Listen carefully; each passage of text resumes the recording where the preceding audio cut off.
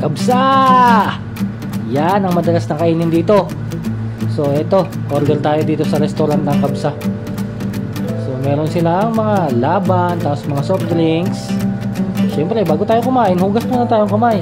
Sobrang init niyan kasi alas 2 ako kumain. So talagang init na init ako. Lamos pa ako ng mukha ko. Eto na. So ganito ang restaurant nila dyan. Pwede kang umupo. Yan, yung katulad nun. Yan.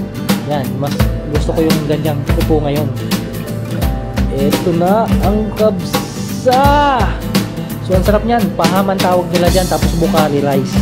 Yung yellow na yan na rice. So masarap yan. Tapos yung sausawan na may kamatis yan eh. Yung sausawan na yan. Tapos yun yung girgir. Ano tawag nila.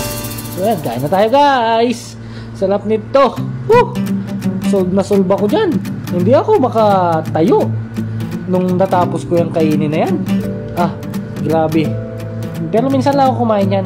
Yung kabsa na yan. Kasi mahirap naman lagi ka nagkakabsa. So eto ngayon, paubos na. So ang dami, di ba? Nakita niyo yung kanin.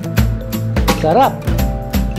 So kung gusto niyo yan, ano lang, hinahinay lang kayo sa kabsa ha. Kasi masarap talaga yan. Lalo na pag gutom na gutom ka.